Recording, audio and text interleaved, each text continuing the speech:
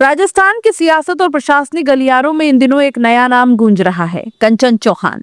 नाम भले ही अब तक एक सामान्य नायब तहसीलदार का लगता हो, लेकिन जैसे ही इसके साथ सत्ता, रसूख और फर्जीवाड़े के आरोप जुड़े, मामला सीधे सुर्खियों के केंद्र में आ गया। सवाल बहुत सीधा है, क्या वाकई दिव्यांगता कोटे की आड़ में सरकारी नौकरी हासिल की गई?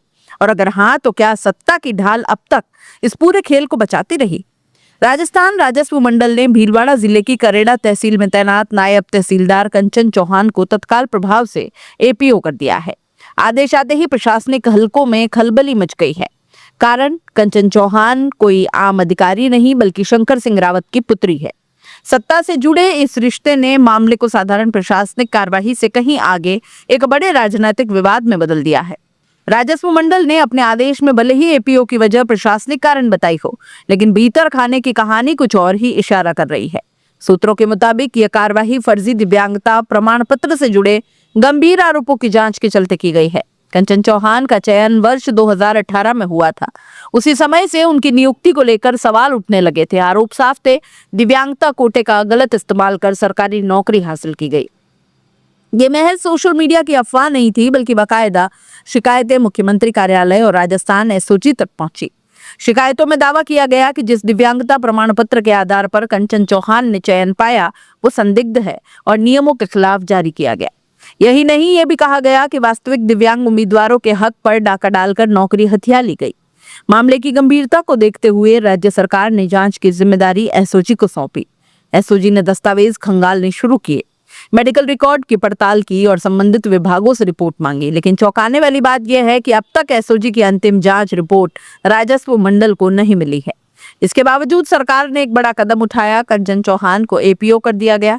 यह फैसला साफ संकेत देता है कि सरकार इस मामले को हल्के में लेने के मूड में नहीं है, या फिर दबाव इतना बढ़ चुका था कि कार्रवाई टालना नामुमकिन हो गया। दिव्यांगता कोटा समाज के सबसे कमजोर वर्ग को सम्मान और अवसर देने के लिए बनाया गया, लेकिन जब इसी कोटे का इस्तेमाल रसूखदार लोग अपने फायदे के लिए करने लगे तो व्यवस्था पर सवाल उठना लाजमी है। कंचन चौहान का मामला सामने आने के बाद राजस्थान राजस्व मंडल ने पिछले 5 वर्षों में दिव्यांगता कोटे में हुई सभी भर्तियों की दोबारा जांच शुरू कर दी है। ये फैसला अपने आप में बेहद बड़ा है। इसका मतलब साफ है कि सरकार को अंदेशा है कि ये खेल सिर्फ एक नाम तक सीमित नहीं है। राजस्व मंडल की सख्त कार्यवाही से पूरे विभाग में हड़कंप मच गया। अधिकारी कर्मचारी आपस में कानाफूसी कर रहे हैं कि अगला नंबर अब किसका है। सूत्रों का कहना है कि जांच का दायरा आने वाले दिनों में और भी बढ़ सकता है। यदि फर्जी दस्तावेजों के आधार पर नौकरी पाने वाले अन्य अधिकारी पाए गए तो उन पर भी गाज गिरना तय है। ये भी चर्चा है कि मेडिकल बोर्ड प्रमाण पत्र जारी करने वाले डॉक्टरों और संबंधित प्रशासनिक अधिकारियों की भूमिका भी जांच के दायरे में आ सकती है। यानी ये मामला सिर्फ एक अफसर का नहीं बल्कि पूरे सिस्टम की साख से जुड़ गया है। जैसे ही ये खबर सामने आई, विपक्ष ने सरकार पर हमला तेज कर दिया। आरोप लगाया कि जब तक मामला दबा हुआ था तब तक सब ठीक था। जैसे ही सच्चाई बाहर आई, आनन फानन में एपीओ कर दिखावटी कार्रवाई कर दी गई। विपक्ष अब ये भी पूछ रहा है कि अगर शिकायतें पहले से थी तो कार्रवाई में इतना वक्त क्यों लग गया? क्या सत्ता का दबाव जांच की रफ्तार को धीमा कर रहा था?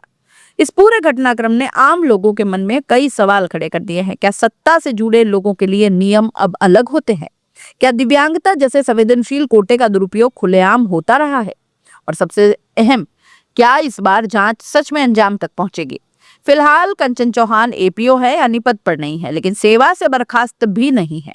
असली फैसला अब एसओजी की अंतिम रिपोर्ट पर निर्भर करेगा। अगर आरोप साबित हो जाते हैं तो न सिर्फ नौकरी जाएगी बल्कि कानूनी कार्यवाही भी तय मानी जा रही है। राजस्थान में यह मामला अब एक मिसाल बन सकता है। या तो सिस्टम खुद को साफ करेगा या फिर ये भी एक और फाइल बनकर अलमारी में कहीं दफन हो जाएगा। कंचन चौहान का मामला सिर्फ एक अधिकारी या एक नेता की बेटी का नहीं है। ये उस व्यवस्था का आईना है जहां कागजों की बाजीगरी से किस्मत बदली जा सकती है। अगर आपके पीछे ताकत हो, अब देखना यह है कि क्या इस बार सच की जीत होगी या फिर प्रशासनिक कारण की आड़ में असली कहानी फिर दबा दी जाएगी।